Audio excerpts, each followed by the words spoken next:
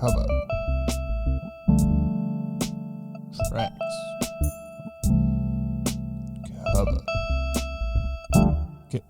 Cover your tracks. Hello and welcome to Cover Your Tracks. My name is Willy and sitting across from me is Will. Thank you, Will. How are you? No, I'm not bad, mate. Not bad. Yeah, trucking along. Trucking along. Yeah. Well, I mean, I ride a bicycle, but Walk as well, I assume. yeah. Walk the baby. Mostly I don't leave my house, but if I do, it's taking the baby to the park. Right. Yeah. Or to the gallery. Yeah, did a bit of that. Took her to an exhibition. She wasn't impressed that she wasn't allowed to touch the art. There was a lot of art at ground level, so yeah. Asking for babies to touch. I know. Excuse me. We are a couple of Kiwis living in Berlin, and this podcast is about cover songs. We're trying to find the best ones. Each week we pick a song, and then we try to find the best version of that song. Sometimes it's the original, sometimes it's the cover, but you have to listen to the whole thing to find out. Or skip ahead, I guess. You can skip ahead. You can go to the very end. Go to 43 minutes and we'll tell you. 43 minutes is way too early. We're going like 1.5 hours at the moment. Song. Yeah. Maybe go like, I don't know, 120? 120 and you'll probably hear what the best song is. If you do want to listen along, because we can't put all the songs in the podcast because of copyright issues, we put about 30 seconds in if you want to listen to the full song, because the way that we describe it is really interesting or whatever. There's like a little bling sound, and that's your cue to go and listen to it. There's a playlist on Spotify that you can listen along to the songs we talk about. If you search up, in this case, Natural Woman, CYT, it'll come up with the playlist. And Spoiler alert. Spoiler alert. That is our song this week. Yeah, what else we got? Email. You do CYT podcast@gmail.com. Yep. When you're ready, dear listeners. Especially you, Winamp Japan. Waiting for you. I mean, if they're still using Winamp, I don't know if they've got email. Sorted out email, yeah. Snail mail. It's probably snail mail takes a while from Japan, so I'm sure it's on the way. But should we crack on? Yeah. You know? Well, we're all admined out, so I guess we should probably listen to a song, huh?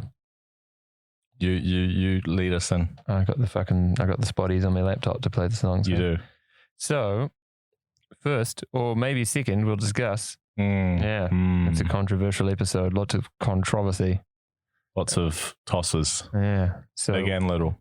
Let us start with Aretha Franklin performing a song written for her by Carole King. It's You Make Me Feel Like a Natural Woman. You're the key to my peace of mind, 'cause you make me feel, you make me feel like a natural woman. When my soul was in the lost and found, you came along to claim it. Aretha Franklin off the record Lady Soul 1968. That is bracket You Make Me Feel Like bracket A Natural Woman. It was the fifth album on that song. It was a big hit. It reached number 8 on the Billboard Top 100, cementing its status as one of Franklin's signature songs. It also made history, finally reaching the UK charts following Franklin's death in 2018, 51 years after its release. It's been covered countless times since and in countless styles, and that's why we're here today. Hard out. What do you think of it? This is the part where I'm not supposed to say, yeah, it's really good. But it is. It's really good. I think it's better than really good. Yeah, and it's not just the fact that it's Aretha Franklin singing, because you can already tell.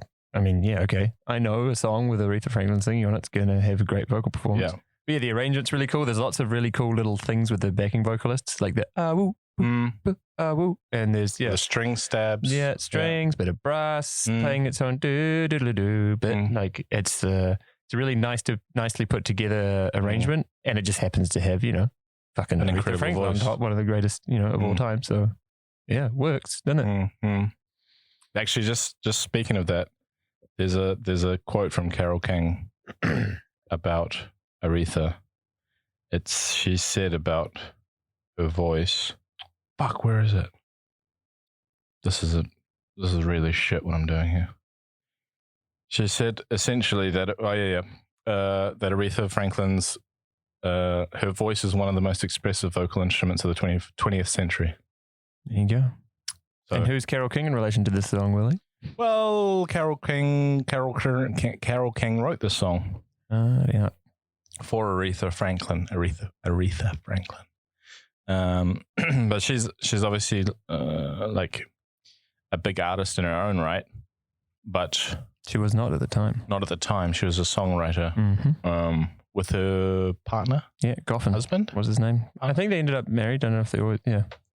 Was it Jerry Goffin? Something Goffin? Jerry Goffin, yeah. But yeah, the Aretha Franklin in 1967, 25, first year of Atlantic Records, fresh off #1 hit with Respect, which is a cover as well. And Jerry Wexler, a partner of Atlantic Records, is cruising down the street in his limo, sees Carole King and Jerry Goffin walking down Broadway, pulls up and said, I'm looking for a really big hit for Aretha. How about writing a song called Natural Woman? They said, yep. And they head back to their house in New Jersey. They put their 2 daughters to bed and they go to work.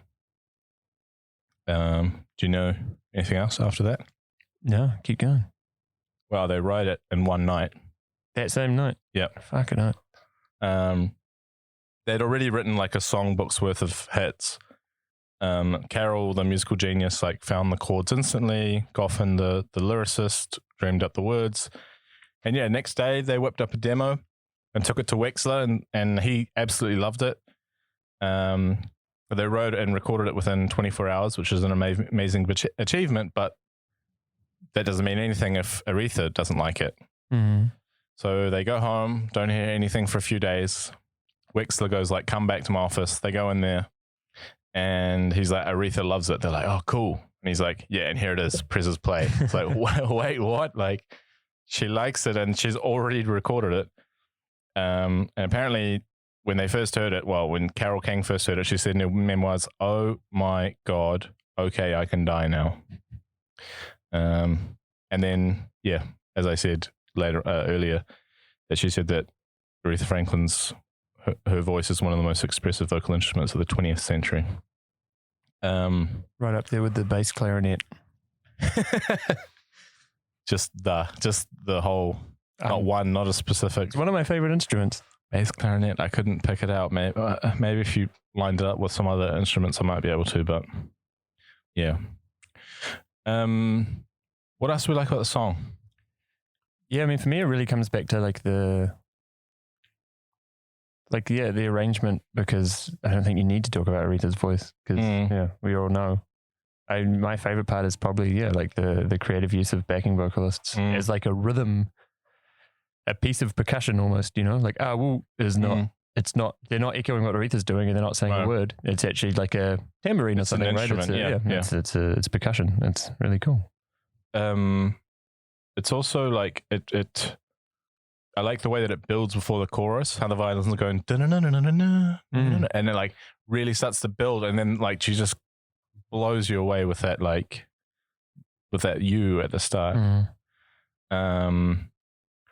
Also, like something about the BPM or the drums just seem like it's quite slow, where like the time in between the snares is like when it does hit, you're like really wanting it. Something about the song like for me like really draws me in, and it's like quite a like slow, relaxed song. Yeah, and the time between the snares like really, I'm like, there it is. Okay, cool. It's a very laid back drum beat, and it's quite slow. And like the whole like it's like the I guess I'm supposed to be the music expert, so I should know these things. But like the way the kick is like a bit syncopated, like rollicks along like a ship on the ocean. It's nice and relaxed. Yeah. Also, I don't know anything about music theory.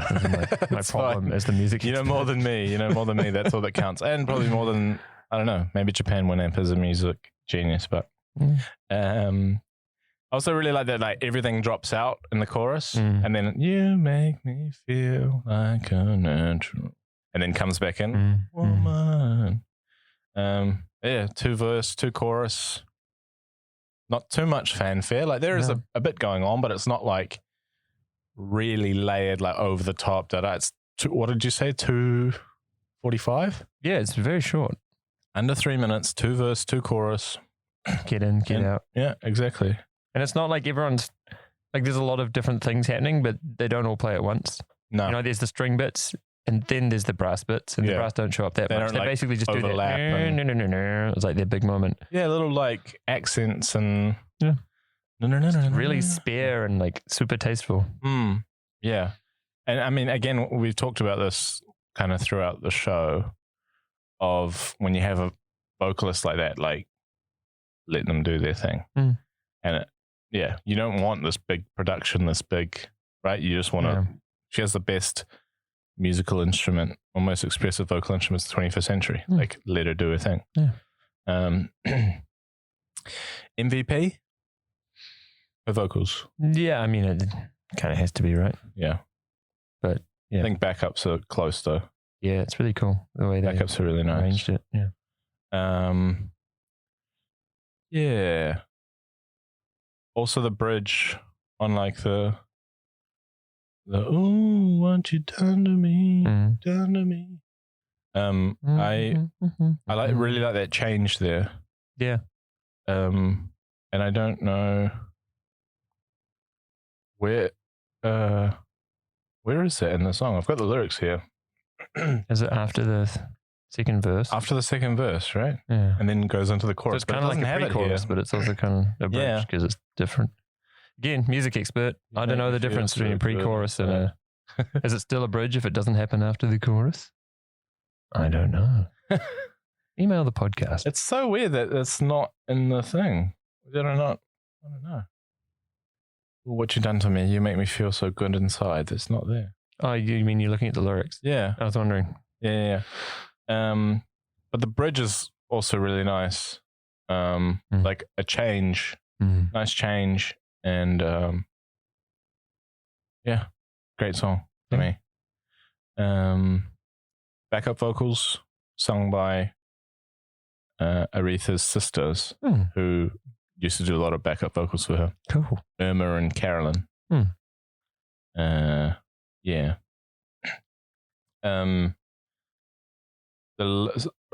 here like the lyrics could be interpreted as like talking about a woman needing validation from a man. What do you think of that? You make me feel like a natural woman, like looking out in the pouring on morning rain. I used to feel so inspired. And when I knew I had to face another day, Lord, it made me feel so tired. Before the day I met you, life was so unkind. You're the key to my peace of mind. I don't know without you. I don't think it's about needing validation. I think it's more like you validate me, right? You're thinking about the construction of that sentence. Right. It's not like I need you to make me feel. It's like you make me, thanks. Yeah. You're a nice person. Because I'd say, would you agree that it's like kind of come to be seen as a celebration of womanhood or like a bit of a feminist anthem? Or it's like, I think female it's empowerment. more like I'm a natural woman. Like, fuck yeah, feel good. Yeah. I mean, it doesn't have to be addressed to a romantic partner necessarily. A lot of it. Like, it could even be like to a part of themselves. Yeah, right? That they were like true to or family or whatever. Like it's not. I'm trying to think if there's any overtly romantic lyrics, but I think it's more. When my soul was in the lost and found, you came along to claim it. Didn't know what was wrong with me. To your kiss, helped me name it. Okay, well, maybe. I mean, could still be friendship, but me and you kiss all the time. I mean, that's fine. So I mean, now I'm no longer doubtful what I'm living for, and if I make you happy, I don't need to do more. Yeah, I mean.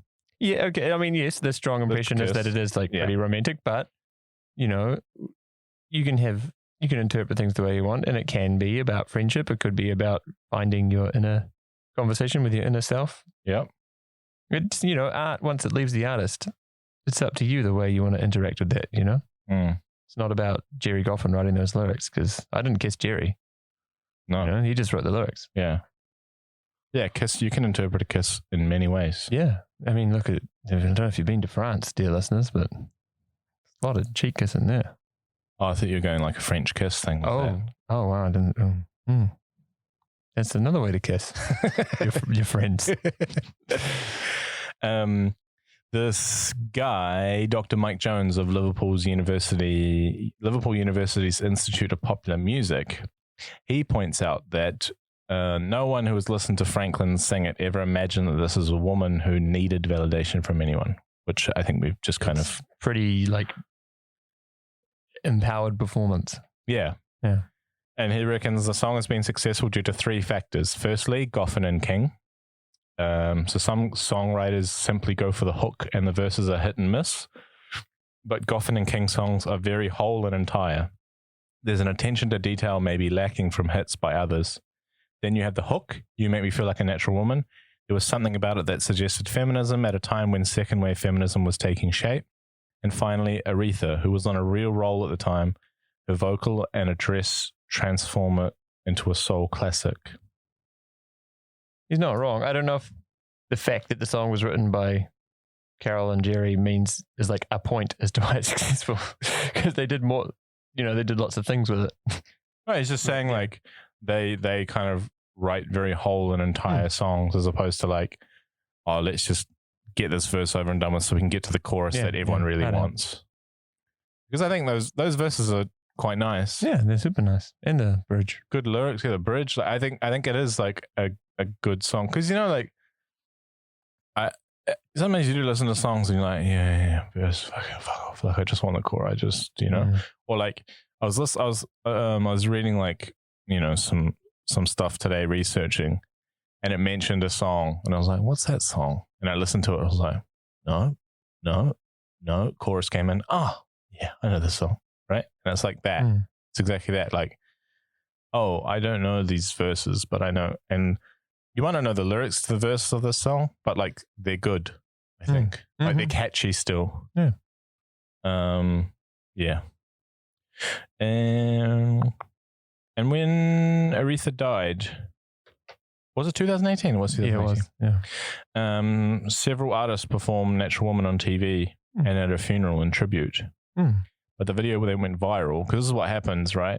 When someone passes away, everyone goes like, oh yeah, fuck, forgot about them. Like, trying to think of someone recent. Oh, like, is it Keith Flint? Who? Prodigy? Oh, did he pass away? Yeah. Yeah, a little while ago, like a year maybe, a year and a bit. But yeah, like I was like, oh shit, yes, I want to listen to Prodigy now. People, I don't know, I guess... Or like David Bowie, you're like, oh shit, yes, I want to listen to David Bowie. Maybe a bit less with Bowie though, because he was so, like he remained, like he'd just put out Black Star.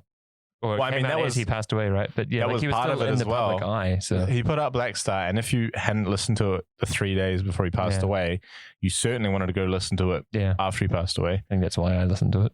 Yeah, and especially when he addresses, I mean, we've talked about this in the past, how great that album is and how great it was that he released that and blah, blah, blah. But yeah, I think there is a thing there with someone passing away and then going like, oh, I want to listen to their stuff. So there was a video that went viral of Aretha in 2015. 16, I think. You sure? No. Well, you might be right. So Carole King's receiving a Kennedy Center honor, which is an annual honor given to like people in the performing arts for their lifetime contribution to American culture. And Aretha walks on stage covered head to toe in like a fur coat and like heaps of jewels and stuff. And her and Carole blow kisses to each other because, like, there's a mutual respect there. And then apparently Carole didn't know about this. Aretha just like sits down at the piano and starts playing. And Carole, like, there's like a shot of Carole like losing her mind, like, what the fuck? She's playing this? I don't know. And there's a guy behind Carole King who instantly just like gets really emotional and starts crying. And then like Aretha starts playing, and then it like cuts to Barack Obama and he's like wiping a tear from his eye. And she does this like whole performance. I mean, you just watched it just before, so it's probably freshest in your mind. But what did you say about it? That she was like 70 and... Yeah, I mean, it was only a couple of years before she passed away. I think the coolest thing, like, she can still sing. Yeah. And yeah, like the call, like at the end, towards the end, she kind of gets up from the piano and like just sings at the front of the stage, and she takes her coat off just before the final chorus. Yeah. And, you know, like it's not the performance itself. It's just the fact that like she's still obviously having such a great time, and that this room full of like luminaries, like, I don't know, actors and George Lucas is sitting next to Carole King, and Obama's there, and bunch of people, and they're all stoked is the thing. Like everyone's singing along too. And it's like Aretha deserves this because she's one of the greatest. And the fact that she's still on stage and like enjoying it and like getting down, it's really quite emotional. But I genuinely, I mean, I don't cry every time I watch it, but like sometimes it really gets me. It really gets me. Because it's just like, it's such a great moment. Yeah. And also she performs, but not in a, she kind of, it's very, she's meant to be celebrating Carole King. And I feel like she almost does with the song. Like she really doesn't take the, like, hey, all eyes on me, like in a strange way. Like, even though she's really going for it and really singing and really performing, it's still like, it's kind of, I feel like it's almost like a thank you. Yeah. Because it's like, you wrote this song for me, you know? Yeah. And thanks. Thank you. But it's also such a celebration of Aretha Franklin because, you know, she was like old. It's not about the performance. It's just about that, like, everyone respects her and she's still having a good time. And it's like, she is really having a good time in that performance. We put it in the show notes. It's a great video. Yeah, it is. Great video if you haven't seen it. I mean, as I said, it did kind of go viral, but yeah. Also, I don't know if you noticed, there's a before she sits down, she puts her like purse or clutch or bag or whatever on the piano before she plays. Apparently that's a thing, that's a habit that she's had for decades. Like she will not leave her like purse or handbag anywhere. She always has it with her, always takes it on stage. Well, apparently this is from, she made it her point early in her career to be paid up front in cash. So sometimes she'd be paid like 25 grand or something and she'd have that in her purse, and then she's not going to fucking leave it backstage. Yeah. So she walks around with it. And apparently like she grew up like with Ray Charles and BB King and all these people getting ripped off. And she was like, fuck that. I'm not, that's not happening. So I'm carrying around my purse everywhere. So like, yeah, if she ever went to go do a show, she'd like put her purse on the piano or like have it at her feet or just always have her purse. And even then at 2 or 3 years before she passed away, and when she's performing to everyone and when she's performing for, she's like, put the purse on the piano and here I go. You fuckers, don't you come near Don't even try it. Yeah. Well, also apparently she doesn't like to perform with air conditioning on. She said, I wasn't sure about the air factor on stage, and air can mess with your voice from time to time. And I didn't want to have a problem that night with the Kennedy Center. It's been a long time since I've done Kennedy Center. I wanted to have a peerless performance. Once I determined that the air was all right, I was singing, I said, all right, let's get out of this coat. I'm feeling it. Let it go. Yeah. Fuck yeah. Also, I mean, air conditioning dries you out, right? Like even us us mortals notice that if you're at work and the aircon's on, you're like, oh, thirsty. Yeah. I mean, I sweat very easily, so I would appreciate some aircon. I certainly wouldn't be. I mean, when I perform at the Kennedy Center. At the Kennedy Center, yeah, in front of all those, like, I would just be sweating absolute buckets, and I'm not going to put a fucking fur coat on. That's for damn sure. So yeah, I don't agree with her, but also I don't have an incredible voice that's affected by that kind of thing. So. Man, I think your voice is incredible in its own way. Thank you. Yeah. Are we interpreting? Okay, all right. Thank you. Just like we're interpreting kisses, we're interpreting voices. Yeah. I appreciate that. Hey, do you have anything else to say about? I don't think Queen? So. No, I don't think so. I mean, she's been on previous episodes, right? So we probably don't need to do. And she'll continue to be like this song was. I mean, it's not a cover, but was written for her. Respect was a cover. Was she on? Was Bridge Over Troubled Water the first show we ever did? Yes. She was on that. She was on that. And fuck, that's a good cover. If you want to go back and listen to Cover Your Tracks episode 1. Probably pretty rough. I don't know. I haven't gone back and listened, but caramel smooth podcasters that we are. I'm like, no, we're fucking peerless. We got pulled over by the cops on the way home from a recent podcast. Oh, yeah. And he's like, what have you been doing? And I was like, we've been making a podcast. And he's like, oh, was it a popular podcast? And I said, no. I was noticing Will was kind of straddling a lane, and these cops pulled up next to us, and like they were in like a big van, and we were in like the little VW Polo, and I kind of looked up at the cops and just smiled, and then they like pulled up behind us, and I guess Will didn't stay in the lane well enough, and then they pulled us over, checked the whole car, checked our like bags that we had, trying to work out if we'd be drinking, and like we haven't had any beers in a while. I was thinking to bring some today, but we sometimes do have some beers. This night we hadn't, but they were so sure that we were being on something, or yeah. I wonder if I had told him that we were in a popular podcast. Yeah, would he have not checked us? He would have been like, oh shit, sorry. Yeah. Sorry, Joe. Yeah, I'm Ro Jogan, and this is Jamie. Yeah. We're just on a podcast. Exactly. So yeah, Aretha, was in that. Then what did she do? She did like a diva cover of a Gladys. What's that? Yeah, what is it? No, not Gladys Knight. What are you talking about? Oh, what's your mate's name? My mate. Yeah, Cake. What's that one? I Will Survive. Oh right. Oh yeah. Gloria Gaynor. Yeah. She did one of them.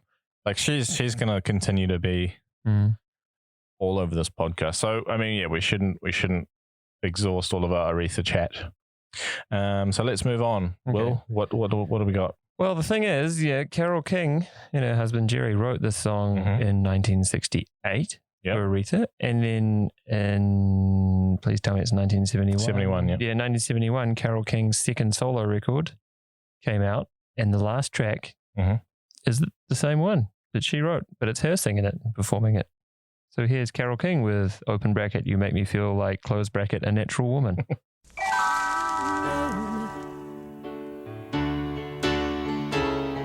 Now I'm no longer doubtful of what I'm living for. 'Cause if I make you happy, I don't need to do more. You make me feel. You make me feel. You make me feel like. That was Carole King with You Make Me Feel Like a Natural Woman off the 1971 record Tapestry. Willy, what did you think? I thought it was great. Very different vibe to the original, but still good in its own right. Yeah, much more spare, right? So like just vocals and piano. Little bit of BVs. Tiny bit of BVs, but really mainly just Carole. Yeah. Just Carole rocking out. Yeah. She really rocks out. Like her piano playing is incredible. Like it's real. You can hear how hard she's hitting the piano. The differences in contrast on the like when she really wants to make a piano hit, stab, pluck, play, wants to make it punch, she can make it punch. And it's so crazy because, a lot of the big arrangements you hear, like the dynamic comes from adding more instruments. And yet she's so expressive. Like it's literally just a couple of mics in front of a piano and it's just so stark, the difference between the loud bits and the soft bits. And she adds that little motif, the do, which is, sometimes in covers you just take the motifs or whatever from the original. And she's like, nah, my song, do something else, I mean, we're assuming that that's how she wrote it, right? Who knows? Yeah, I'd be really interested to hear the demo they gave to Wexy. That would be really interesting. Yeah, because maybe it's that. Or maybe it's not. Maybe it's like just block chords and some lyrics. Yeah, just simple chords and lyrics. It's also amazing how she's such a good singer and musician, and yet she was just tucked away as a songwriter for over a decade, when all the time she was like just as good as everyone she was written for, if not like better than most of them probably. Yeah. Well, this is what, 3 years later? Yeah, 3 years. 3 or 4 years later, yeah. So, I mean, she started being like a professional songwriter in 58. I think we've talked about the Brill Building before, but she was a songwriter at the Brill Building, which was on Broadway, and there was like a lot of, it's like the hub of music industry in the late 50s and the 60s. It was where people were writing the soundtrack of Young America. People like Burt Bacharach were like performing and writing there, and I think the whole thing was like, right, it's like, you know, the war was over and it was like writing songs for like young people to like fall in love to and move to the suburbs and this good is when we're talking about The Look of Love. Yeah, exactly. Because actually Carole wrote for Dusty Springfield. Really? Wrote a couple of her hits. Not sure which ones. Can't remember. But she did write some. And so she worked in the building with her husband. Wrote a lot of hits for a lot of people. You know, the Monkees, Dusty Springfield. There'd be too many to list. She's the Shirelles. We covered that one, huh? Yeah, covered. We talked about that one. She is the most successful female songwriter of the latter half of the 20th century. She's written or co-written 118 pop hits on the Billboard Hot 100. Wow. Also, can I take a stab at the first half? I guess it would be probably Bing Crosby or female. Though we're talking, right? Oh, true. Yeah, female. Brenda Lee. Yeah, it must be someone like that. Yeah, I'm trying to think. Though she was a bit later. Yeah. Well, I don't know about later than Carole, but later than the first half. Yeah, but maybe there was a little bit of overlap. Like maybe she didn't. Yeah, maybe she went like, you know, 40s, 50s. I don't know when she. There must be someone some people we don't. I'd be really interested to know why Carole King can't. It would be the early, the whole 20th century here. Yeah, that's the thing. I mean, she started in 58, but yeah, someone must have done so many that Carole can't be the number most popular one of the whole century. Yeah. Interesting. We should find out. Yeah, and she also actually, but in her solo work, Tapestry was on the Billboard charts for 313 weeks. It's an incredible album. It's one of my favorite records. Yeah, it's really good. The only album in history that's been on the charts, the Billboard chart for longer, is Dark Side of the Moon. Really? Which was there for more than twice as long, 724 weeks. It's just under 730 would be 2 years. 2 years, yeah. Which is actually how long the 700 what did you say? 24 is how many weeks it takes for the moon to rotate and for you to actually see the dark side. Holy fucking Illuminati, oh my God, they knew about it. Pi 3.4114. I bet it was Jeff Bezos. I bet it was Jeff Bezos, and he looked exactly the same as he does now. He probably went up there to have a look at the dark side. Yeah. And the other Jeff Bezos was there, but g'day, mate. Been here the whole time. Bizarro Jeff. And they all look like they're like a bald 55-year-old. And he has Zonama. Stop. I like on this that the at the end she gets kind of like a little bit looser. Like I'm not saying she's stiff throughout, but at the end when she's just kind of like just ad-libbing a little bit more, and she's like when she goes like natural, you know, like and she's you make me feel and just plays around a bit. I really like that too. Yeah, it's nice. So I don't know, is it too Joe Rogan to say it's like a real primal performance? But like to have that to take you on that much of a journey when it's just one person and one instrument without having a whole bevy of instruments to like make the arrangement ebb and flow, like the fact that it is so like it has a beginning and an end, it's a real journey, like it's a mark of like a truly great solo performing artist, you know? And I mean, there's someone doing some BVs. Actually, I'm not sure who did the BVs on this track, but I'm assuming the listed, it sounds like her. Yeah, the listed BVers for Tapestry are Joni Mitchell and Mary Clayton, who we had last week, a gospel singer. And I think one more person. Maybe first episode or something. We've had Mary Clayton last week and early on. Look of Love, maybe? I don't know. No. Yeah, something like that. But yeah, Joni Mitchell as well. Whew. Yeah. So yeah, it's pretty not Who's bad who? BVs to have. Not sure which that one is, but yeah. Yeah, I don't know. I don't know. Could be double track Carole. Who knows? Could be.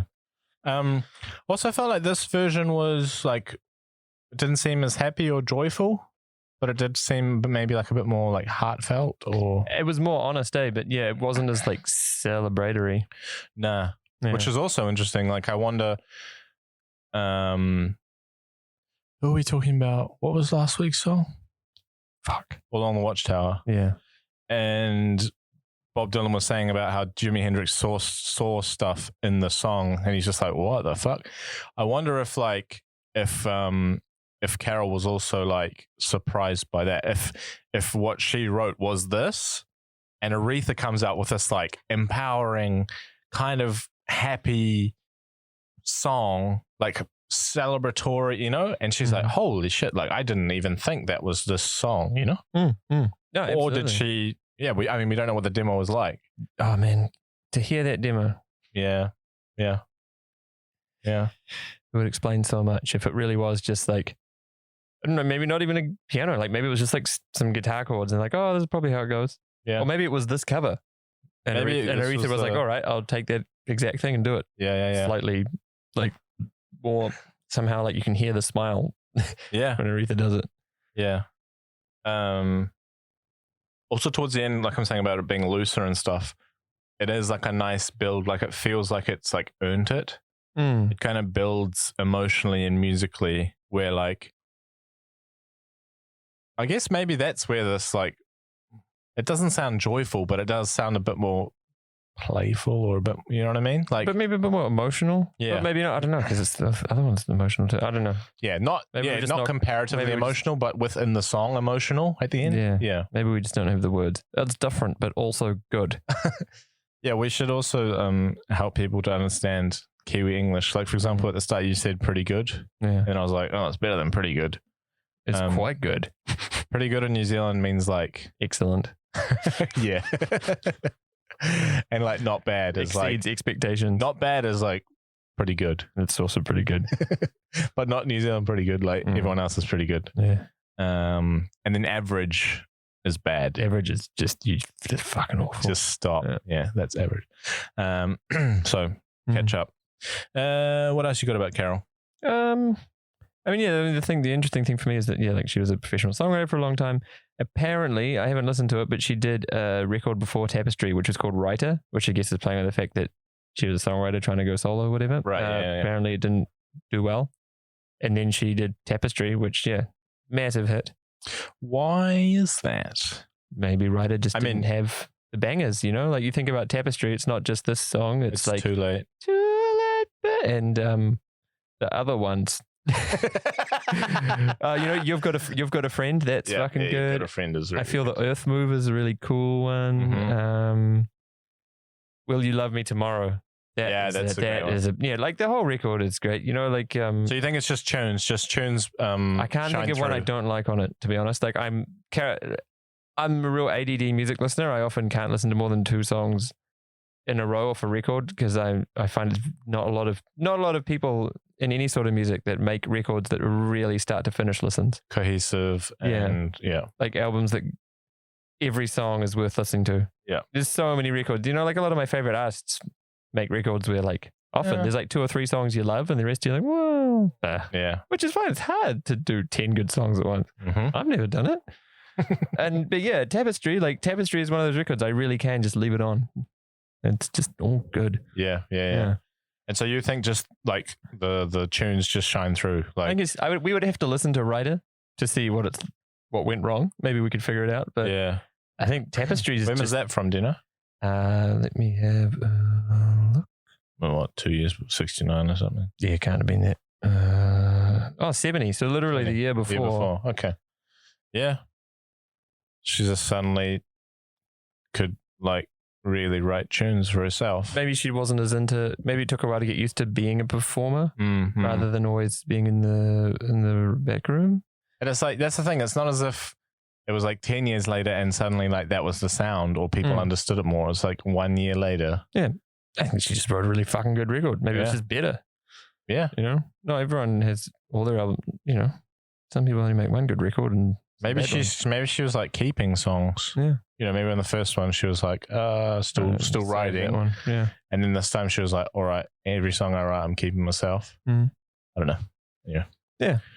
But yeah, Tapestry, please, you probably not, but go have a listen otherwise. Good listening. Yeah. Great listen. Highly recommend. Yeah. And I mean, I guess the reason we've done those 2 first is because they're intertwined. Carole wrote it. But the original version is Aretha. I thought, until like researching this episode, I thought it was originally Carole King because I knew that she wrote it and I knew that she had a version. On Tapestry, yeah. Yeah. So I was like, this must be, she's done the original. Yeah. But actually it's Aretha's song. Exactly. And in the end, I was a little tosser. Maybe it's... Oh, dude, you tossed hard. Maybe this isn't a cover, though. Because she wrote the song, Aretha did it. And it's Carole's song. She's just singing her song. We don't know. Is it not We a don't cover, know. you know? Yeah. We don't know. Maybe like Because it does have the same structure, right? Like it has the same big chorus. So it is a cover in that way, unless the demo was like that first. that's what we need to know. We need to know about the demo because potentially listening to Aretha's version, she gets some ideas and goes, I'll do it like this. I'll do it like this. You know, maybe the original had no backing vocals and she would have never done it unless she heard Aretha's version. We don't know. So for me, it's a cover until we hear the demo. So someone front up with the demo, or this will always be a cover version. It's your choice. Apparently in 2012, she released a record called The Legendary Demos. Really? Might have to look into that after the show. Okay. Yeah. Ooh, research. Yeah. Me? Research? That'd be strange for you to do. That'll be the demo. Maybe we'll just send you the link and then go to bed. Fucking hell. Yeah. Well, You if we find out, we'll get Willy to chop it in. We'll put it in the show notes. Yeah, just like the 99 Luft balloons that I've chopped up. Yeah. I can't wait to get that done. Yeah. At some point, someone's listening to this going, oh yeah, I've listened to that. Yeah. Congratulations to the rest of you who haven't heard it yet. I'll get around to it. Don't worry. Yeah, we'll get there. It's not, what do you call it? Ready. What? It's not ready. Yeah. It's not ready. You're right. Should we move on to my one? Yeah, sure. What have you got next, sir? Celine Dion. Hit it. The day I met you, life was so unkind. But you're the key to my peace of mind. 'Cause you make me feel. You make me feel. You make me feel like a natural woman.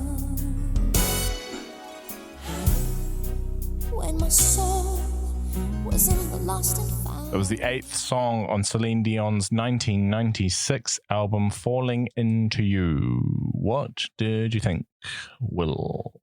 It definitely sounds like it was made in the mid-90s. Yep, that's for sure. It's like there's some pretty over-the-top bits. Yeah. It's still quite cool. Like Celine Dion is Celine Dion for a reason. Mm-hmm. You know, she can really sing. Yeah. But yeah, like it is, the production is super 90s, and there's like some, I don't know, like the brass go a little bit too crazy, like super trumpets going up super high to do those stabs, and it's just a bit like, whoa, it lacks the subtlety and the arrangement of the Aretha version, you know? No, there was no subtlety in the 90s. No, especially not with this just kind of baggy stuff. trousers. Yeah. Yeah, the drums, the synth, the bass, strings, like it does sound a bit dated. Yeah.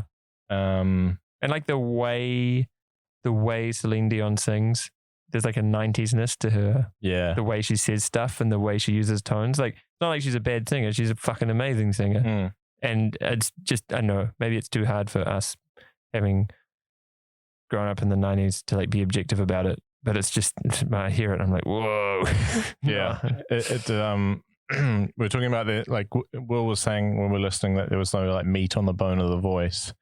And I feel like that's the production. Yeah. Like I feel like that was the style. I don't know. The voice, and she gets a bit run over by all the fucking, at some all point, the gunk that's going on with the crazy arrangement, and it's very full. I something about her phrasing in the chorus, like she puts way more emphasis on the you, and I really like it for some reason.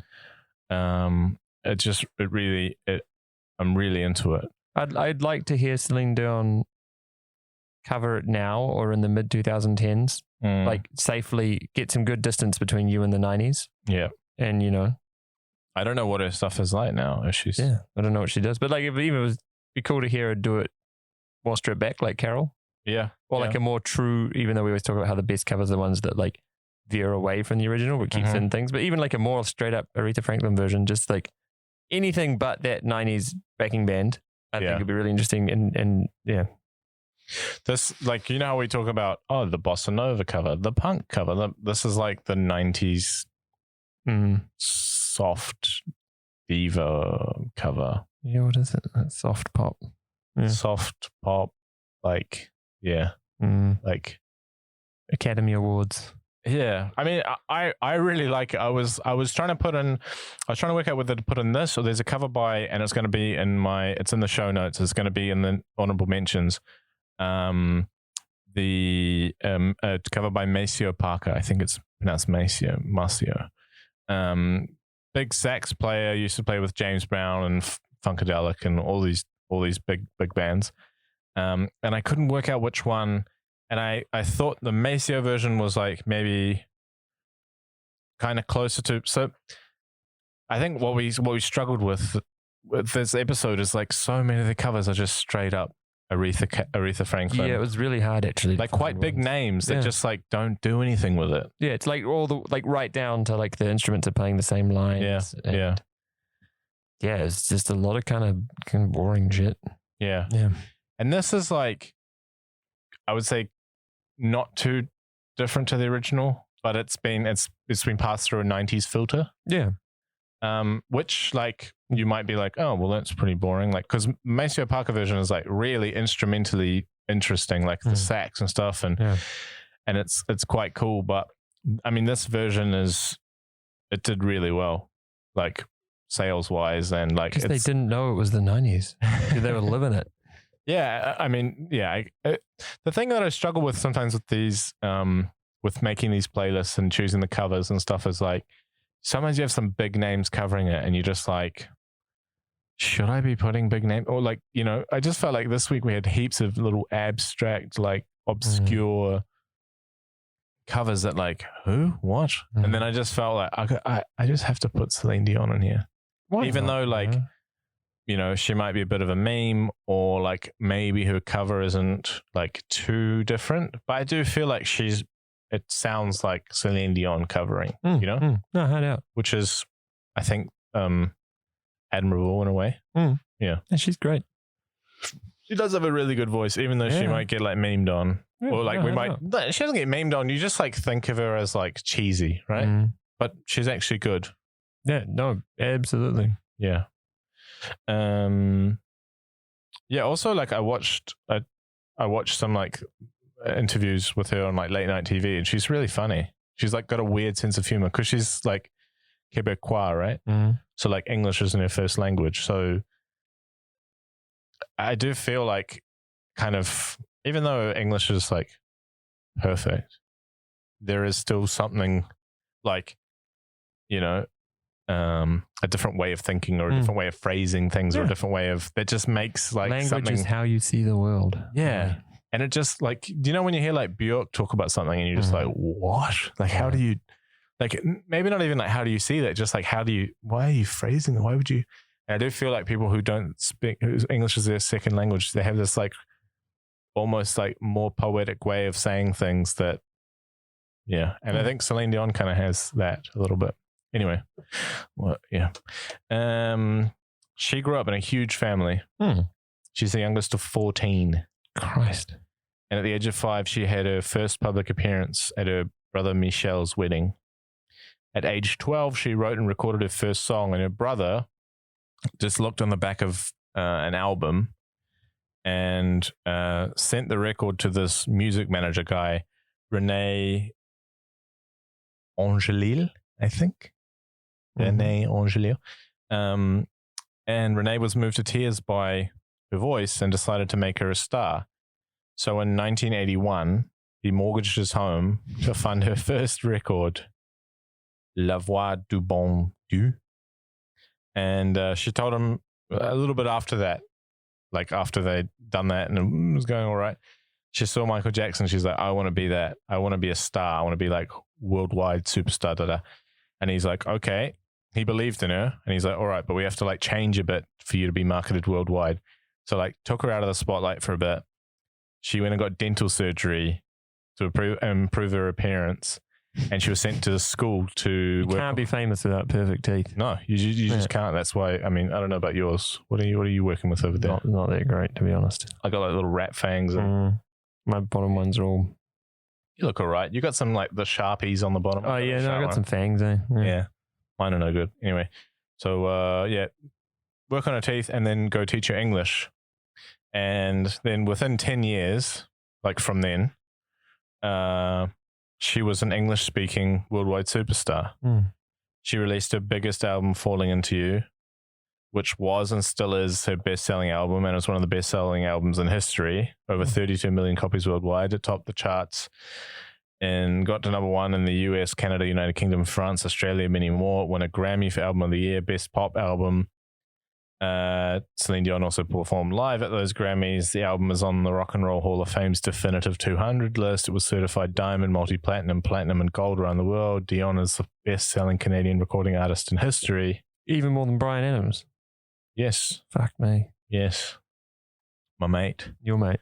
And yeah, the song itself, her cover, was released as a promotional single by Celine in 95. It was part of a tribute album to Carole King called Tapestry Revisited. So a whole bunch of people covered the whole of Tapestry. Fuck, maybe we should do a song of Tapestry on the show. Just straight that, yeah. And then later she put it on her own album and it reached number 4 in Canada, number 31 in the States. And it was the first song to appear on 2 Album of the Year winners. Oh yeah, because her album and the original tribute record. Yeah. And yeah, in 1998, VH1 made this Divas show. They put together the show. So it featured Celine Dion, Aretha Franklin, Mariah Carey, Shania Twain, and Gloria Estefan. And so yeah, Aretha and Celine have performed this together, which I think is also it's nice. Partly why I put it in there as well. Just cool that they share the stage and perform together. Yeah. It's a pretty good performance. Mariah Carey does a pretty crappy job, but I would say Celine and Aretha out of like all of the people, probably steal the show. Yeah, nice. But I did think there was something slightly off about it. Like sometimes they sing over the top of each other and stuff when they're doing their like little like yeah, exactly. And I went did a little research, and I know why now, because as we know, Frau Franklin doesn't like to perform with air conditioning, right? Oh, right. And so she came into the rehearsal, and she told them before, "I'll do this fucking Divas thing." Yeah, just whack the AC off, mate. Turn the AC off, and they were like, "Yeah." She gets in there, the AC's on. She's like, "Fuck off, I'm out of here." After all, the show is called Divas, right? So in the end, they rehearsed without her. And they weren't even sure that she was going to show up for the actual concert, which, like, what a fucking disaster that would have been. Yeah. So she like, just ad-libs. Well, let's just put on a Divas show with Aretha Franklin, and Aretha Franklin's not going to show up. Yeah. Like, what kind of fucking idiot can't fall? Like, you had one job, turn off the AC. Yeah, just blink, one button. That's it. Yeah. Just turn off the fucking AC and be far less stressful for everyone, but they fucked that up. So, yeah, they rehearsed without her. And I think that's why they're kind of singing over the top, because the first time they're singing that song all together is live on TV. Wow. Yeah. And if you look at who was part of the Divas show, so we have Shania Twain, Celine Dion, Gloria Estefan, Mariah Carey, and Aretha Franklin. Now you would say, I don't know. And also guest performer Carole King came on and also sung the song. Oh, I don't think she also sang another song with him, but she sang that one with him. So it's like a lot of white women, and if they're not white women, they're not particular. Like Aretha Franklin, like civil rights activist, like quite outspoken, and she tried to get like is it Angela Davis from the Black Panthers, tried to get her out of jail and put up money to get her out of jail and stuff. She was like, you know, I don't know. I just feel like this whole Divas thing was definitely put together by some white dude. So also, I mean, I think Aretha Franklin's she's just another tier above everyone else. Yeah, for sure. None of those people are like the first lady of soul. No, you know, not really on the same level. But if you look at the presenters of the show, Jennifer Aniston, Patricia Arquette, Terry Hatcher, Sarah Jessica Parker, Susan Sarandon. Like, you can just see who it's marketed towards, right? Yeah. Get the one from Sex and the City. Yeah. Get the one from Titanic. Get the one from Friends. Get the what else the white woman watch? Get that one. She can present. And then Shania Twain, she's, it's just very obviously what they're going for, which is fine. It's fine. But I just kind of noticed that. I was like, I see what's going on here. Yeah, talks. She also won the Eurovision Song Contest for Switzerland in 1988. And do you remember the manager who she met at 12? Who mortgaged his house? Mortgage man. Yeah. Well, they ended up marrying each other when Celine was 20. I think it's really creepy. You think it's creepy? Yeah. Because he was old enough to have a house and she was 12. Yeah. And like, what do you mean? You can have a house at 12? Back in the day, I guess before the property crisis.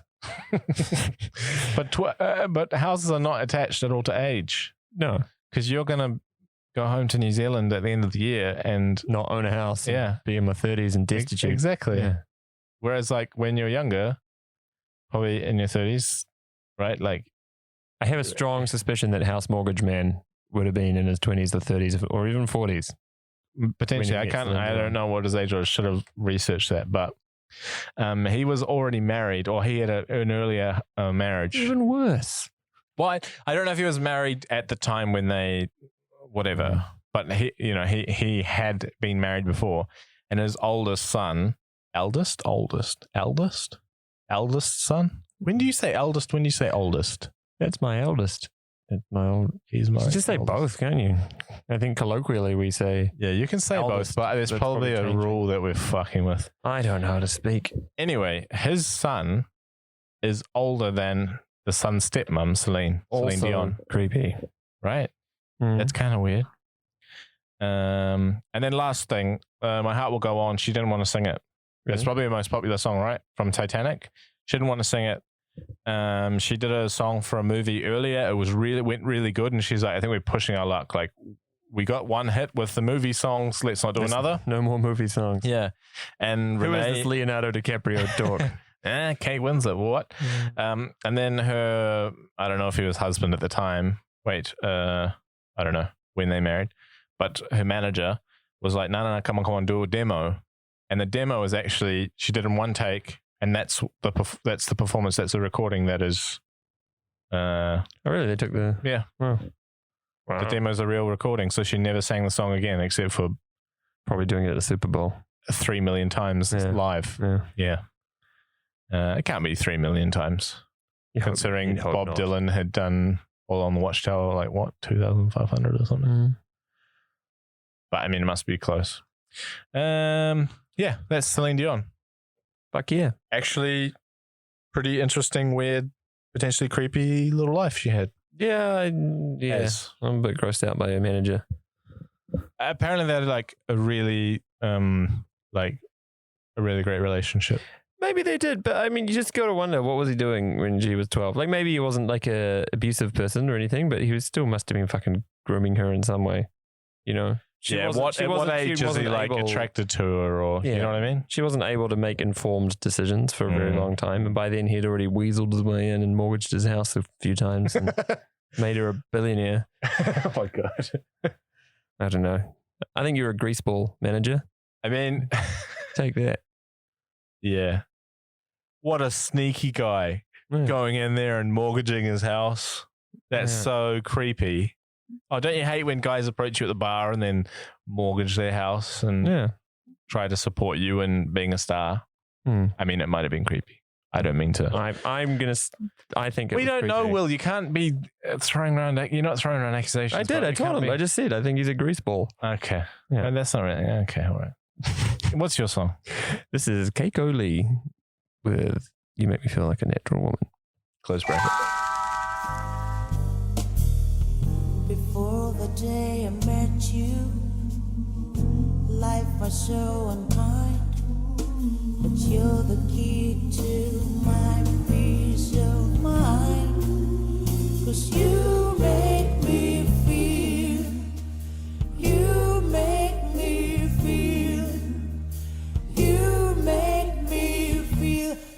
like a natural woman. Still going. Okay, now I can't hear the outro anymore. That was Keiko Lee off her 2007 record, In Essence. In essence. In Essence. Oh, yeah. Not Evanescence. Not Evan. Essence. Name's Evan. Essence. Evan. Name's Essence. Evan Essence. In Essence, 2007 record, Keiko Lee. Just going to say, I think it's a fucking good cover. Drums played with brushes. Yep. Nice and quiet. It's super laid back. I think the biggest thing about this is the fact that she doesn't use the chorus as a huge moment. No. You know, because this is what we always talk about. Like, a good cover is one that does the song slightly differently, but still makes nods to the original. And here they're like, you know what? Aretha already did the massive "You Make Me Feel." So did Carole. Yeah. And Keiko is just like, you know what? I don't need to. No. I can just stay relaxed and quiet on the chorus, and it's nice. It's a nice change, and it works really well. And the band is nice and subtle. There's just like a bit of guitar and like electric keyboard kicking away, and some nice soft drums, and it's very cool. Yeah, it's super cool. It gets, you know, cool jazz. It's a bit jazzy. There's some like odd chords thrown at the end to like, you know, spice it up. And there's some. She's got a super lovely deep voice. Watch it sounds like she's like singing with like a plum in her mouth, or like a, I don't know, there's some, I mean, you can tell English isn't her first language, just in the way that she pronounces things. And I wonder if that's also how, like, why she sounds like something, I don't know, something about the way that she's shaping. It's interesting. There's a lot of character to her voice. Yeah, and I wonder if that's that, if she was singing and she's Japanese, right? She is. Yeah, I wonder if that's like, if she was singing in Japanese, if she also sings like that. I think it's which you wouldn't know because you didn't research. So. No, but it's yeah, it's like super well done for someone English is not their first language. Yeah, like super well enunciated. Yeah, and yeah, I think I love how deep her voice is. And towards the second half, you start to realize that she must have smoked like a bajillion cigarettes, because it really gets a bit like her crackly, but in an awesome way. Yeah, like yeah. It's, you know, that's super cool. Like the whole thing is just like, it feels like it's like performed in a really smoky old shitty jazz bar, and not many people, like, feels like all the instruments are smoking while the musicians are smoking at their instruments, you know, like there's an ashtray on the piano and like, yeah, exactly. And yeah, Keiko's got a fucking durry in her mouth while she's singing. Like it's very smoky, cigarette, cool jazz room. Yeah. Like it's great. It's great. And it's a clever cover. Like it doesn't do it word for word, note for note. Yeah. Good job, Keiko. I tried to find out, this is me doing my research. There was basically like I looked on the English Wikipedia, it just says Keiko Lee, born in 1965, a Japanese jazz singer of Korean ethnicity. She has performed regularly outside Japan. That's it. And then you look at the German Wikipedia, there's a little bit more. So, I mean, like, you know, she played jazz in high school. She was really into artists like Chick Corea and Weather Report and covering them. You know, Weather Report. Wow. Yeah, really famous, you know, like kind of popular jazz. Yeah. She played as a jazz pianist in a lot of clubs in Nagoya, where I think she grew up. And that's basically, it says a little bit stuff about like some records she made, and that's it. Apparently there was the Swing Journal said she was the best Japanese jazz singer of all time. Really? She's done a lot of records, like probably 12, 13 records. Actually, this might be good. There's a Keiko Lee Sings the Beatles record. So if we do another Beatles song for the podcast, maybe we could get her back. Really? Yeah, there's another one called Sings Super Standards. So maybe, yeah, it'd be nice to have her back, because actually I'd never heard of her and there's not a lot of information about her on the internet. No. At least for like English-speaking peasants like myself. So, but I'm so impressed by that cover, I wouldn't mind trying to hear her again, or inviting her back to the show. I see the song titles in Japanese, but to be a Japanese nerd here, it's in katakana. It is, which is for like Western words. Did you put that into? I thought hiragana was for Okay, hiragana is like just the more classic, bog standard, and then you got like kanji, which is like the Chinese ones, and romaji is Japanese written with English letters. Yeah. I see you also did high school. I did, yes. But this is katakana, and I don't recognize many characters from katakana, but I wonder, what that says. Whether it says natural woman, whether it says you're never gonna naturare woman. Woman, yeah, you can have woman. woman. It'd be nice if we found that out. You can't copy paste on Spotify, can you? And it's like, how the fuck am I going to write that out? No, well, you're shit out of luck, mate. Yeah. Fucking A. Yeah. All right. Should we do mine? Or you got more? No, there's not a lot of information. All I really wanted to say was it's fucking good. And I'm now a big Keiko Lee fan. Yeah. Yeah. So who is your next artist? Ms. White. All right. Here we go. It's Ms. White with You Make Me Feel Like a Natural Woman. So your kiss, it helped me name it. Now I'm no longer doubtful of what I'm living for. And if I make you happy, I don't need to do more. 'Cause you make me feel, you make me feel, you make me feel like a natural woman. That was released, I think, about 2 weeks ago. Wow. Maybe 3. Got it just in time, huh? Yeah. What'd you think, mate? I really like it. We were talking about the emphasis on the words in the chorus and how Aretha and Carole more like you and feel, and Ms. White is more hitting like the make. You make me feel. Yeah, Like it's really almost, cool. she extends the make so long that she has to go like me feel like Yeah, it's really nice. something about it. It has Very- this like tension in it. That's nice. Yeah, no, she does it in a really expressive manner. It's Yeah. really cool, and I mean just the whole cover. Yeah, like Voice is really nice, really amazing, soulful. amazing voice. Cool instrumentation. That piano outro is really just quite beautiful. quite lovely. Yeah. Yeah, really nice. I just wrote at the end a beautiful cover, I would say. Also show, I don't know what show, like instead of the, I can't even remember what Shawu. The original is Awu. Awu. Yeah, this is Shawu. show. Yeah. It's nice. Something different. Also, different. It's a change. It's like a change in percussion, right? Because the sh has a different like rhythmic True. feel to it. Yeah, rather than, woo. A different timbre. Timbre. The bass is quite big in the mix, which I really like. Really like moves it Thumps along. Yep. Voice is like quite like whispery and breathy with the backups, which is quite cool. I don't know, I just really like it. No, it's just really well put together, and then Yeah. like a really incredible vocal performance on top. Yeah.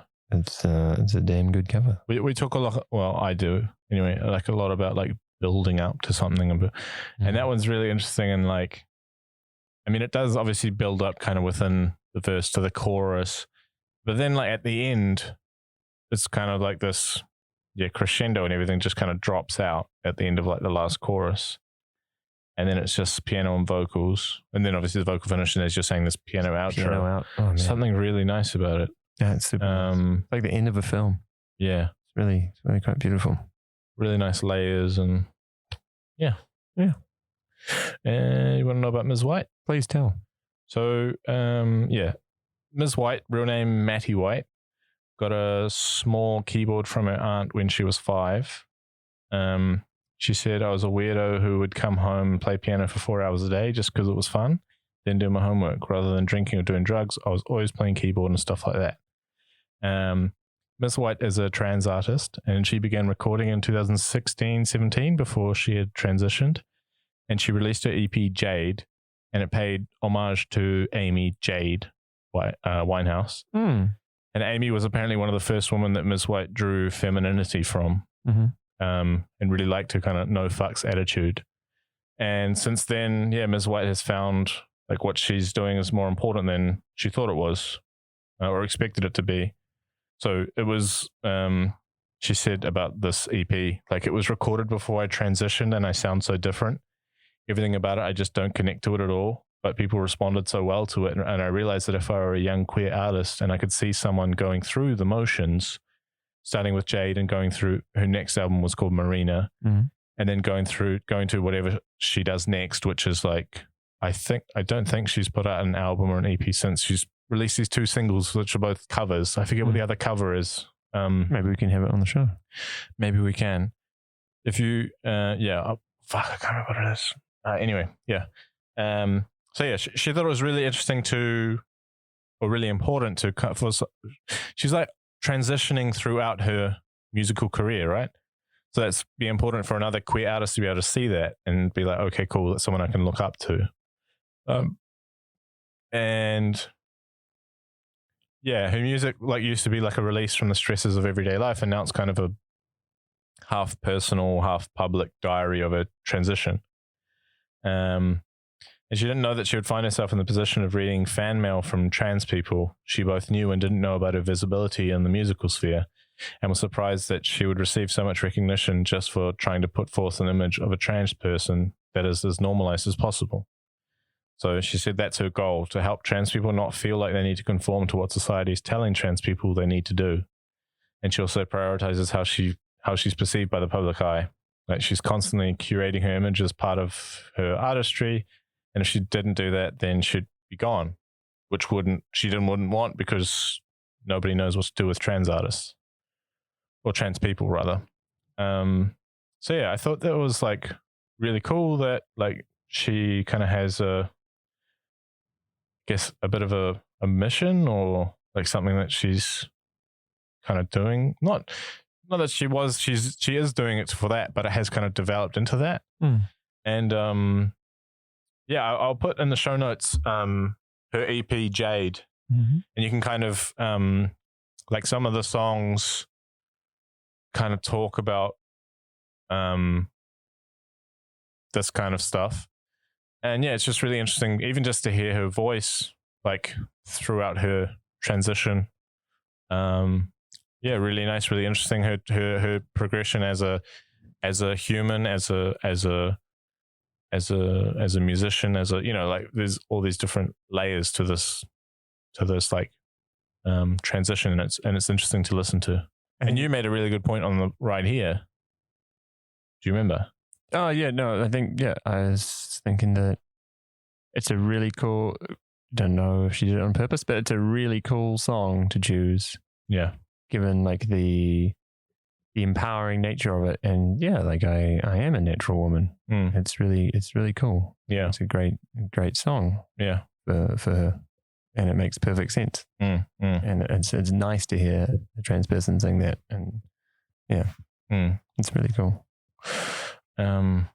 I'm like sweating now because I'm so scared of saying something wrong, or like I try to just like quote Ms. White there a lot of the time and not make any assumptions, or because you're all right, mate. I want to be respectful. You're a loving, respectful person. So if I did say anything wrong there, I apologize. Hey, Willy, you're a nice, well-meaning guy, and you're just trying to do right by the world. Don't stress. Okay, cool. Just don't want to hurt anyone. But yeah, really nice cover there from Ms. White. Hell yeah. What have you got? You got another nice cover? The Smalls, which is all written in lowercase. There's no capitals. Just the Smalls. With You Make Me Feel Like. Actually, no, this one's just called Natural Woman. Is it? They forgot the brackets. Oh, no. And the You Make Me Feel Like. And the Actually, it's Jesus Christ. Here it goes. Life was so unkind.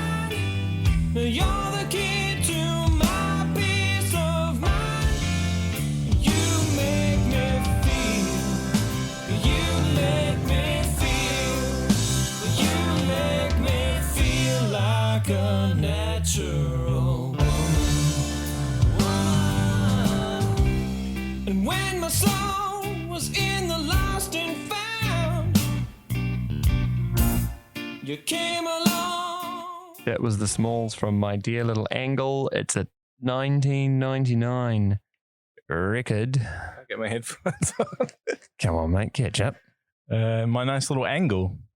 My Dear Little Angle. Wow. Yeah. Okay. And I guess the thing about the Smalls, I don't know much about them. They're quoted as being a Canadian hard rock / metal band from Edmonton. One of those prominent Alberta bands in the second wave of Canadian DIY that was ushered in by the iconic hardcore band SNFU, who do you know them? Yeah, they're fucking cool. Actually, I don't even know the first wave of Canadian DIY. No, neither do I. Maybe that's Bryan Adams. Stop talking about. Yeah. But yeah, no, SNFU. If you stop playing with the microphone as well, I can hear the. I have to touch something. SNFU is a very good band if you like some very good punk music. But yeah, doesn't sound like a hard rock band there. No. Not only are they Pretty good doing, vocals. yeah, like that guy can sing like a motherfucker. You know, and I was like, oh, should we have a song, a natural one sung by a man? But I think it's interesting to have one to see what happens. And I tried to find one and I couldn't. Yeah. It was like a George Benson cover, but it didn't It's actually him have playing him. guitar, right? Yeah, exactly. Yeah. It's George Benson. No, but like this supposed heavy metal singer, I should listen to their other music, but man, he can really sing. It's really amazing. Yeah. And there's some cool stuff. Like I really like the one person who joins in doing a nice little harmony on the like a natural woman part, you know, it's like a nice kind of cool like notes they pick out. And yeah, I mean, maybe not the best cover, but cool and not like out of place, even if it is like a dude singing it in a heavy metal band. Like, I think they did a pretty good job. Yeah, I did appreciate like the different timbre on the voice. My problem with it was it went down in intensity in the chorus, and all the other covers, like they build up to the chorus. And we were talking about it in the car. He sings in kind of this like, I wouldn't say falsetto, but like a higher pitched. He's just at the top of his range. Yeah, for right. The verses. And then when he and then like it builds up and then like goes to kind of his normal deeper voice, say, and it just loses a lot of intensity for me. It loses a lot of the emotion. It loses a lot of like it builds up to kind of nothing, and it just seemed like. I mean, Keiko did a quiet chorus, but hers was like her build up wasn't as big, you know? There was no build up. It was just smooth and just straight into it. Cigarette smoke the whole time. Yeah, I think the thing with this one is like his vocal range is so amazing, it's so high for a dude that he can actually sing the verse in the normal range that like a lady singer is doing, like Aretha and Carole. So like he's hitting the same notes as them, but he's at the very top of his lungs to do it. And so when he gets to the chorus, he can't go up to the So why doesn't he swap it? He has to go down an octave. Why doesn't he swap it? Yeah.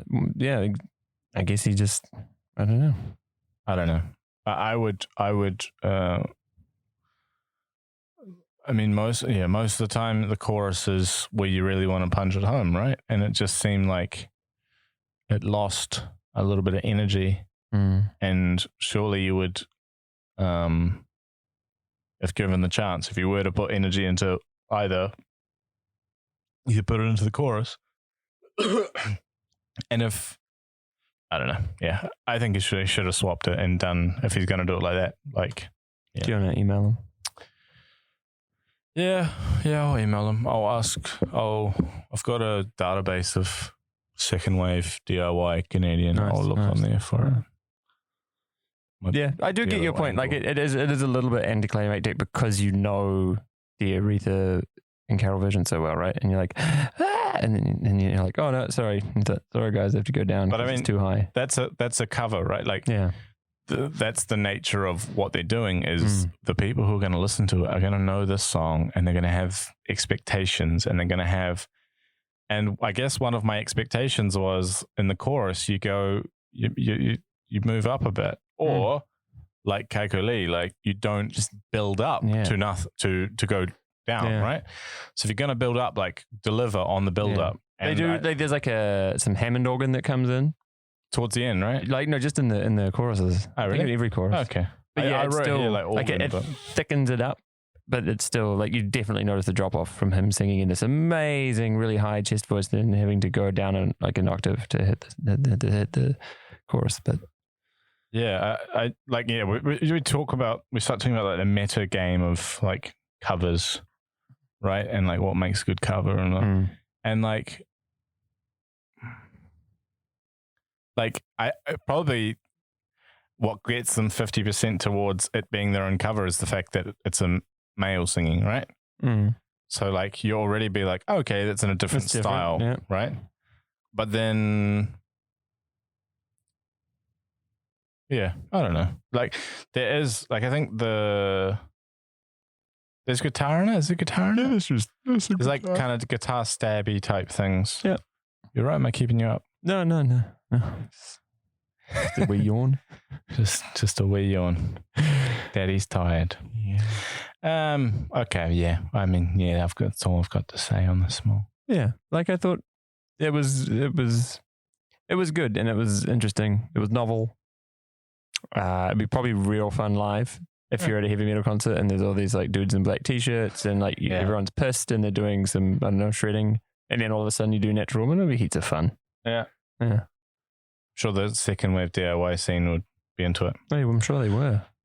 Will, the last song's mine, but what are we going to do after the last song? Well, actually, no research. Will did some research during a song and found the Carole King demo.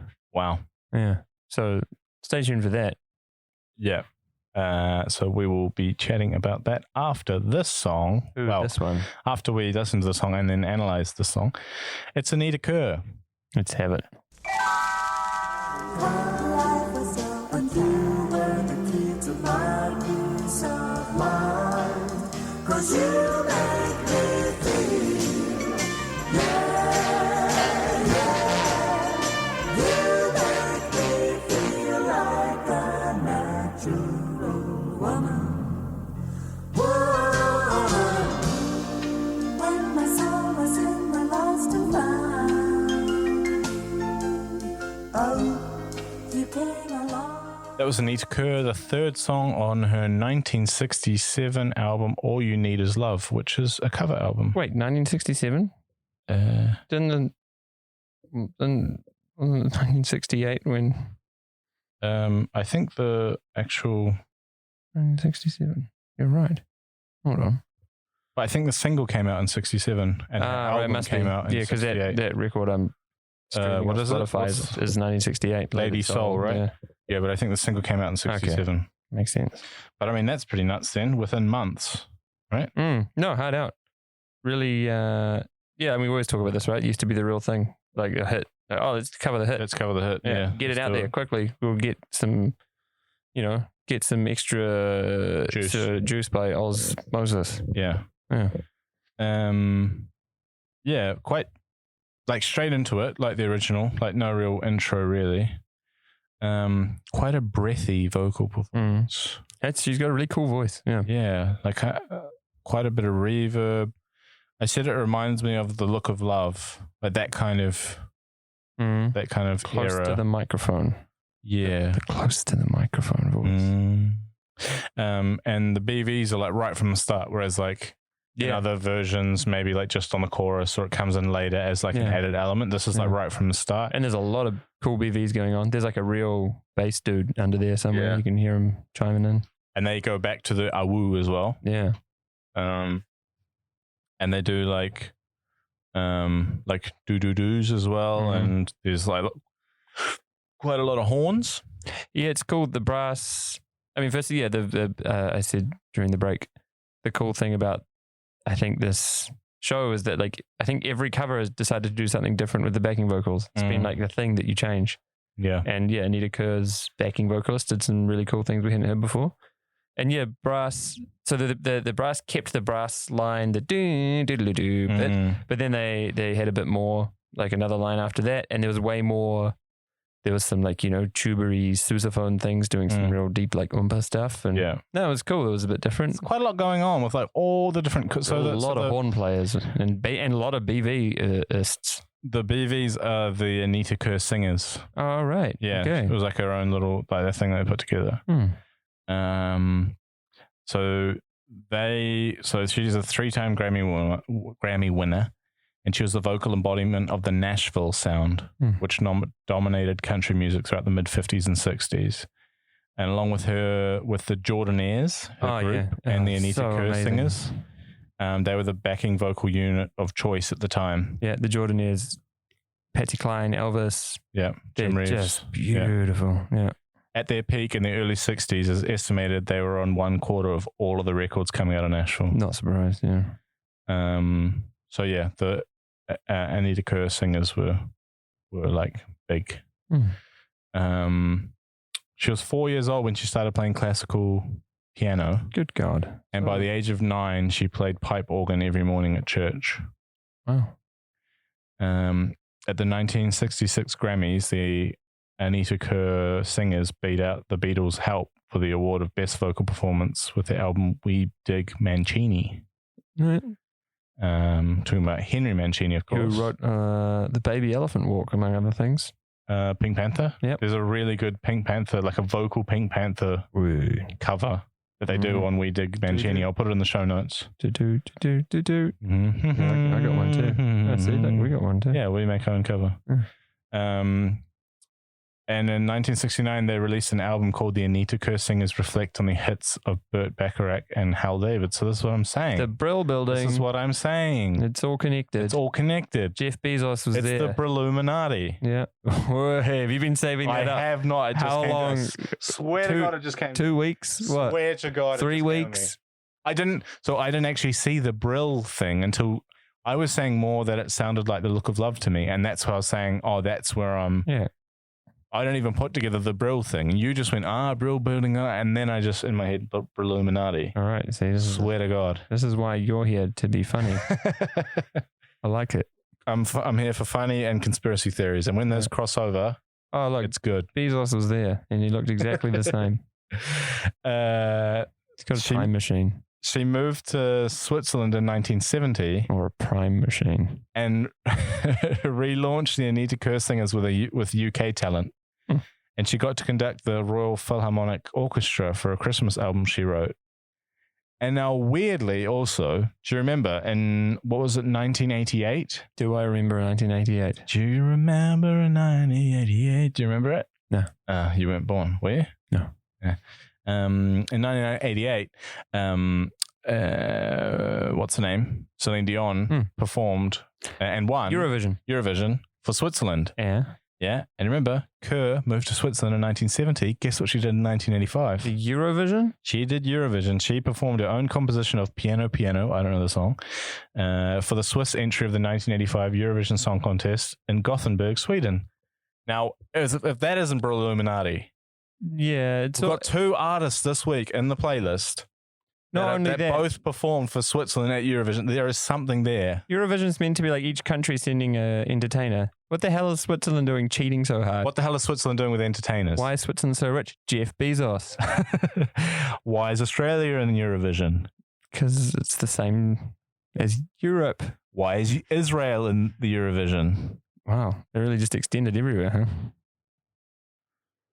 So, why is New Zealand not in Eurovision? Yeah, Australia's in there. It's only fair. More like lizard vision.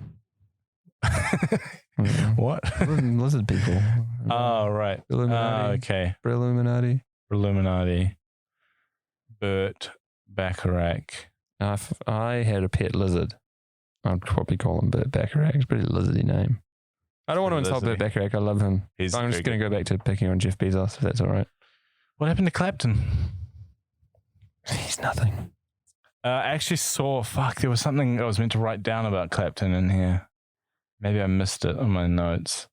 He had something to do with something. I don't know. And I was like, oh, Will like that / hate that.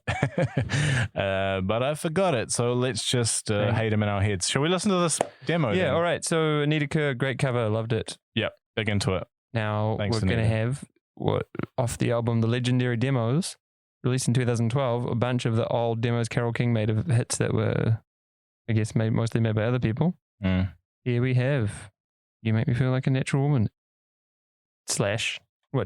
demo. Make me feel so tired. Before the day I met you, life was so unkind, but your love was the key to my peace of mind. 'Cause you make me feel, you make me feel, you make me feel like a natural woman. We've never had a 7th song before. No. I guess actually, no, wait, we do 6 covers, that's right? not a cover. We've never had an 8th the song. original. That is the original. At the very end. So that can't be a cover.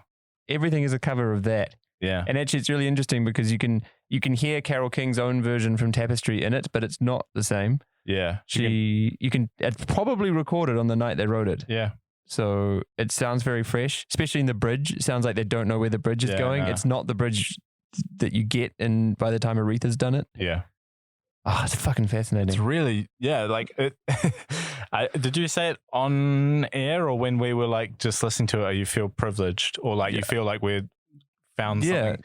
Like even though it's actually just on Spotify, it's like, and we can wow. listen to it, but it's like that we've uncovered this. It's really fucking cool. If you don't listen to any other songs tonight, just listen to that, just to be like maybe compared to the original, to the original. This is the original. Yeah. Yeah, she's way looser. Yep. Different vocal performance. Similar piano feel, like the do do do do. It's got the same but she doesn't have the do do do do's in the chorus. Added that later. There's some little bits where she just does some like little twinkles. She's like obviously enjoying it. Yeah. I'm wondering if it's her doing the BVs dubbed over, because if they're just doing it at her house with the put the kids to sleep and start recording, it's probably Carole King layered up. Recording, yeah. And it's really cool how, like I was just saying, how every cover we've had has done a different thing with the BVs, and this was different again. Yeah. Sounded super brill building. Yeah. Like just like really like. And her version doesn't have BVs at all. No. So it's really interesting that she didn't go with that. I guess she just wanted, like with the whole tapestry thing, she just wanted this really simple spare. Yeah. But I really liked it. I really liked it. I mean, it does seem a little bit loose and like it hasn't quite worked itself out. But like, I think she could have taken some elements from that demo and put it in and still made it like tightened up. Like the much tighter piano was nicer on Tapestry. But the demo, I think like maybe being a bit more playful. And considering she's adding just the written the BVs. song. Oh, yeah. And she's just nailing it. Like, how good is Carole King, right? Incredible. Turns out she's quite good. She's pretty good and quite good. Yeah. Definitely not average. Yeah. So yeah, I would listen to that if I were you guys. It's really interesting. Yeah. I mean, if you're listening to this, you are interested in music, so you would be into that kind of thing. That's cool. This is the most excited I've been in years. You can probably hear it. We're both like, I mean, that is quite interesting, quite cool that like we've just this is like maybe like what all those reaction channels on YouTube are like reacting to something straight after it's happened. Because there is some energy, because you have to like try to remember stuff and try to. But yeah, that was really cool. Look what happens when I do my research. So this could work for you. If you go like, by the way, this week I haven't heard these songs, so I'm like, you're on the edge of your seat trying to work out, like trying to remember stuff, trying to hear the differences, and anyway. Cool. What do we normally do first? I think we do dream cover and then we do the awards. I haven't even thought of it. I've been trying to think about it for the last 40 minutes. Oh no, I haven't thought about it at all. Okay, I'll go first. Yeah, you go first. I feel like we might have had her in dream cover before from you. Okay. But the thing is, like, I mean, if I hadn't heard Keiko and Ms. White, I'd be like, oh, I want a more laid back version. But I've had that now. Yeah. So what I want is a totally different genre. Not, respect to the Smalls, but I don't want a hard rock band doing it. And I'm like, what else could do the music in a substantially different way to what we've already heard, and who could really still kind of own it and like be true to the song. I would thinking like hearing like Courtney Barnett doing a real like fucking just straight up garage version of the song could be really cool. Yeah.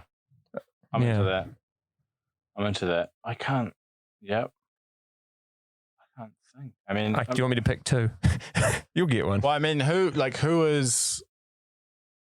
I'm trying to think of like who would be like the empowered woman of our time. Rizzo. Like kind of Beyonce. Like, the thing is, if Beyonce was going to do this, she'd do like the Aretha Franklin version, because just like a straight. She's a real professional. Yeah, and I want someone who's going to do something really weird and like lo-fi or like garagey. That's why she always go to Bennett. It was like, I don't know, weird and like, I don't know, synthy or something, like maybe like someone to, how we're chucking we chucked it through the 90s filter on Celine Dion. Yeah. Maybe if we chucked it through like the Zoomer filter, or like the you want to hear Billie Eilish do Billie Eilish, yeah. Cover. Maybe. Because it's like, I mean, her music is like just such a weird mix of like kind of dark, quite like dark pop, some kind of like some trap sometimes. Cool. Like, I don't know. I think she could just make it quite interesting. Yeah, I'd be down with that. I like I said, I just want to hear someone do it completely differently. Yeah. So something like that would. Yeah, I'd say someone like Billie Eilish, I guess. I don't know if that's like a bit too down the middle, but I feel like she actually has like a fair bit of breadth in her work. There you go. Yeah, I think I'd like to hear that. And best cover? Well, I guess now we can definitively say that Aretha and Carol's. Is Carole covering herself on Tapestry? Because the original's got it as the demo, right? No, because it wasn't released until just now when we listened to it. 2012. Yeah. No, so the Aretha is the original because that's just a demo. Demo is a nothing. That's true. Well, no, demo's not nothing because you said Celine Dion released the demo for Titanic, and that's not. And nothing. that's how we got her husband. Yeah. Oh, right. No, that's well, it is a demo that went live. Well, yeah, if it does get released, then yes, the demo this one was released in 2012. Just a bit late. Yeah, a bit late. 2 decades. A bit late. I don't know, like this thing. I really. Are you trying to say that the demo? No, I really like the Carole King version, but I feel like you can't pick against Aretha. Me neither. For me, even though I listen to Carole King more often than I listen to Aretha Franklin, probably. And like I know this year I've been jamming Tapestry quite a bit. Yeah. But I feel like if you don't pick Aretha for the best thing, you're wrong. So even though there's actually, I've enjoyed almost all of the covers, like Keiko Lee and Ms. White, I would put like very close to to Aretha and Carole as well. I really, really enjoyed them, and they were clever covers. But for me, yeah, nothing beats the original. That's the thing. Nothing beats the original. But if we were to pick a best cover, it's Carole King covering her own song. Even though, like, yeah, Keiko Lee and Ms. White, I would put if we excluded Carole and Aretha because they're so tied together, I'd be choosing between Keiko Lee and Ms. White. I'd say Ms. White, yeah. Okay. Like I know it probably should be Carole, but then like I just feel like taking like a point off because it's like she wrote it, so it's like, is it a cover? Has she? Do you know what I mean? And so it just feels a bit funny. And so that's why I would want to go like Ms. White. But I mean, Carole King's version is amazing, but this thing is too hard and complicated. It is complicated. So I would go like, if we're not choosing Aretha or Carole, then I would go Ms. White personally. Yeah. I really like the Anita Kerr version as well. Yeah. I think I like Ms. White and Keiko Lee more than I like Anita Kerr's version. Okay. But I can't choose between Ms. White and Keiko Lee if we're going to choose. If we're going to kick Carole and Aretha out of the race, yeah. Let's just go Ms. White then. All right, Ms. White. Congratulations, Ms. White. Winner. You won. We don't, yeah. We don't have prizes yet. What do we normally say? Do I have any life advice? Oh, yeah. Do you have any life advice? Have you? By the way, Will, I've been asking Will after every couple of songs, like, do you know what we're doing next week? Will, I don't know what. I still haven't got a song. Well, so my life advice is try and be prepared for things. So what, are we going to try to like do a secret, like be like, oh, tune in next time to find out? Next time, well, you'll see the episode come up one day. No, I like putting the song at the end of the episode. I know, but I honestly just do not have it. Will, come up with something. I can't. Or I will. Okay, let's have another one of yours. Give me another, extend my period by another 6 months of having to come up with a song myself. What, like... We can either do, so Will wanted a Kiwi one, New Zealand one. So we can either do Don't Dream It's Over. Because I think there's a couple of good covers there. And I reckon we can find some other ones.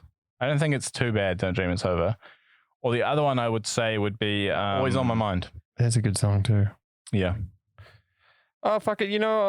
I stuck it out there. Let's do Don't Dream It's Over. And, we don't have to have 6 amazing covers every time. If we have to have a bossa nova cover and a house remix and an elderly armchair hits for seniors, then we just do. BPM. We can't just cherry pick stuff. We're professionals. All right, so we're gonna have a Kiwi special. Don't Dream It's Over. Before we play that though, Will, what's your life advice? Be prepared. Be prepared. Do your research. Do your fucking research. Don't end up like me. Yeah. But if you have a reputation for not doing your research and then all of a sudden you find a beautiful Carole King demo, then it's all worthwhile, because otherwise it wouldn't have been as funny. All right. Thanks for listening. We got Don't Dream Us Over to play us out. I'll see you guys next time. Say goodbye, Will. Good night. Ciao.